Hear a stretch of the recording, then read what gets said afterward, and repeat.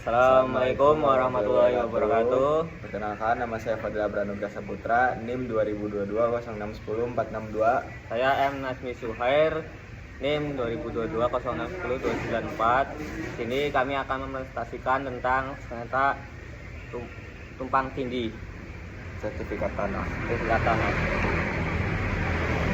Dan artikel ini membahas persoalan tumpang tindih sertifikat tanah sebagai salah satu permasalahan agraria terbesar di Indonesia yang mengancam kepastian hukum, perlindungan pemilik tanah, dan stabilitas ekonomi masyarakat. Tumpang tindih sertifikat muncul ketika dua atau lebih sertifikat diterbitkan atas objek tanah yang sama.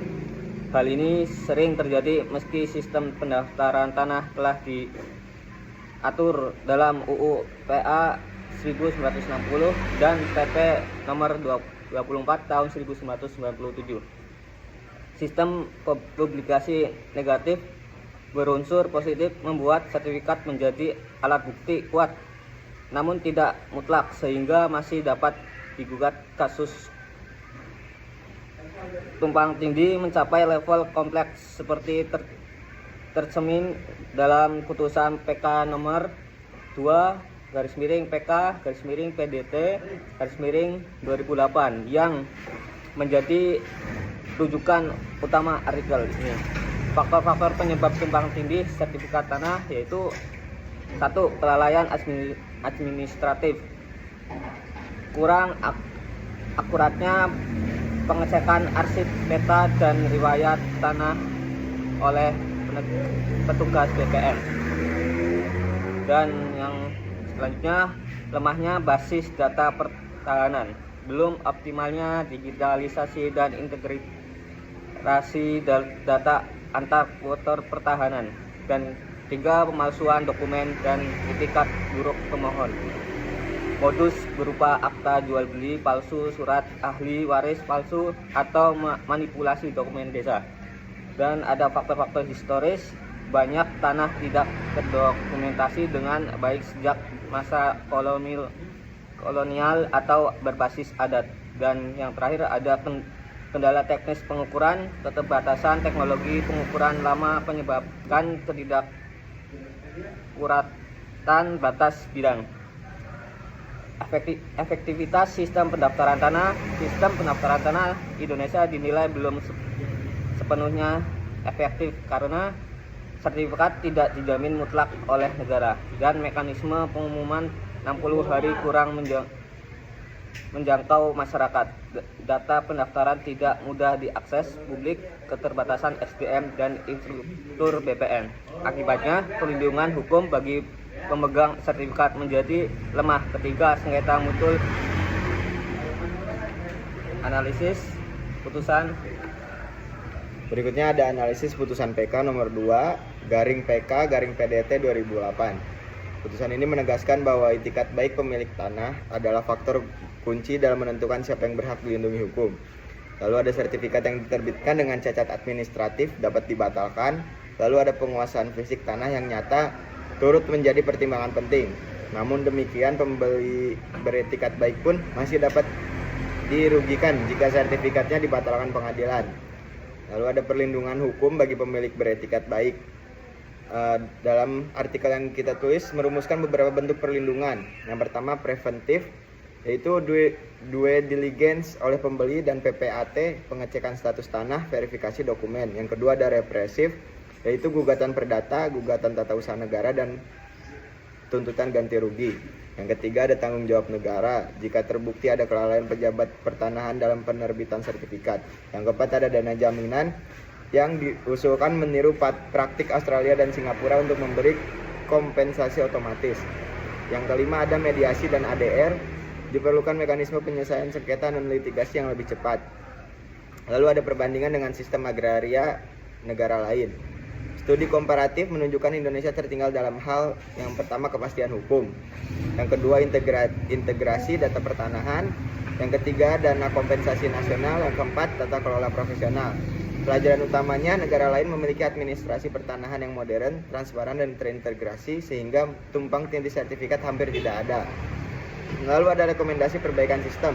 artikel yang kita tulis mengusulkan reformasi besar. Yang pertama, percepatan sertifikasi sistematis atau PTSL berbasis teknologi modern. Yang kedua, digitalisasi penuh database pertanahan. Yang ketiga, peningkatan kualitas SDM, BPN, dan PPAT. Yang keempat, revisi PP nomor 24/1997 untuk memperkuat verifikasi. Yang kelima, pembentukan dana jaminan pertanahan. Yang keenam, penguatan mediasi pertanahan. Dan ketujuh, sosialisasi dan edukasi hukum pertanahan secara nasional. Kesimpulan dari artikel ini, tumpang tindih sertifikat adalah masalah sistemik, bukan kasus per kasus. Sistem pendaftaran tanah Indonesia masih menghadapi banyak kelemahan struktural, lalu perlindungan untuk pemilik beretikat baik perlu diperkuat baik preventif maupun represif. Lalu ada reformasi pertanahan harus dilakukan secara menyeluruh, terutama pada aspek administrasi, regulasi, teknologi, dan sumber daya manusia.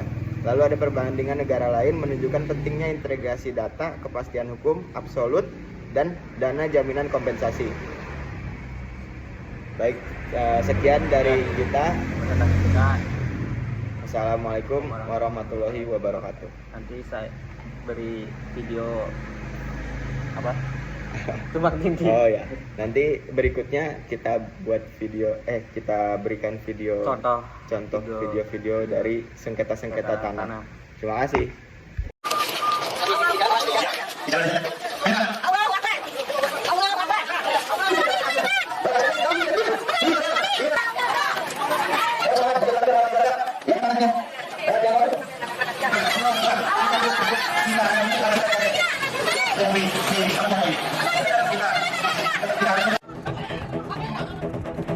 Beginilah video yang tersebar saat petugas melakukan pengamanan aksi protes dari masa 3 kampung Kecamatan Anak Tunggal, Lampung Tengah terkait klaim lahan adat mereka yang akan digarap oleh PT Bumi Sentosa Abadi. Sayangnya, dalam proses pengamanan, petugas menginjak kepala pengunjuk rasa. Protes ini berlangsung yang akhirnya berujung kericuhan. Penangkapan warga yang melibatkan lebih dari 1.500 petugas gabungan dari Polres Lampung Tengah mengawal proses penggarapan lahan yang dilakukan oleh PT BSA. Lahan seluas 900 hektar yang menjadi sumber kontroversi ini merupakan lahan adat yang telah lama ditempati oleh masyarakat 3 kampung di Kecamatan Anak Tunggal, Lampung Tengah. Namun PT Bumi Sentosa Abadi memulai penggarapan dengan sejumlah alat berat di atas lahan tersebut yang kemudian memicu protes warga berhadapan dengan petugas keamanan. Petugas terpaksa melakukan tindakan tegas akibat beberapa pengunjuk rasa ada yang membawa senjata tajam. Tadi sempat ada beberapa masyarakat yang diamankan karena mereka membawa sajam kemudian menghalang kegiatan daripada perusahaan. Sampai dengan jam sekarang ada 7 masyarakat yang kita amankan, tetapi sekarang masih proses pemeriksaan. Untuk kegiatan pengamanan lahan ini kita menyesuaikan dengan kegiatan perusahaan. Sedikitnya 7 orang warga ditangkap polisi karena dianggap provokator di balik peristiwa kericuhan ini. Dari Lampung Tengah, Lampung, Andreas Afandi, iNews melaporkan. Informasi berikutnya, 2 kelompok warga bentrok akibat sengketa lahan di Kabupaten Polewali Mandar, Sulawesi Barat. Kericuhan terjadi saat salah satu pihak akan melakukan pemagaran.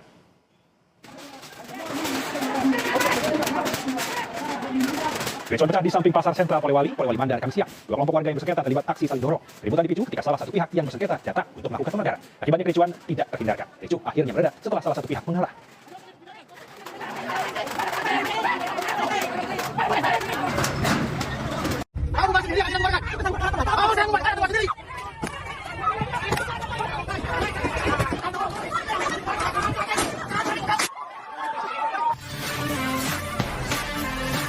Bentrokan 2 kelompok di Sukahaji, Kota Bandung kembali memanas pada Rabu 3 Desember 2025 sore. Rekaman momen bentrokan juga ramai beredar di Instagram dan Facebook. Kelompok dari warga yang masih menempati tempat itu mencoba memukul mundur kelompok yang mengklaim sebagai pemilik lahan di kawasan Sukahaji hingga terjadi bentrokan di sekitar lampu merah Jalan Rusan, Pasir Koja. Kedua kelompok ini pun sama-sama mempersenjatai mereka dengan alat-alat seperti senjata tajam, petasan, bambu atau kayu, dan lainnya. Terlihat dekat lampu merah pun dilakukan pemblokiran sehingga kendaraan yang biasa melintas mesti mencari jalan alternatif. Bentrokan awal sempat terjadi pagi hari dan melandai di siang hari, kemudian kembali memanas pada sore hari selepas hujan turun mengguyur wilayah Pasir Koja. Bentrokan ini diduga ditengarai masalah lahan di Sukahaji.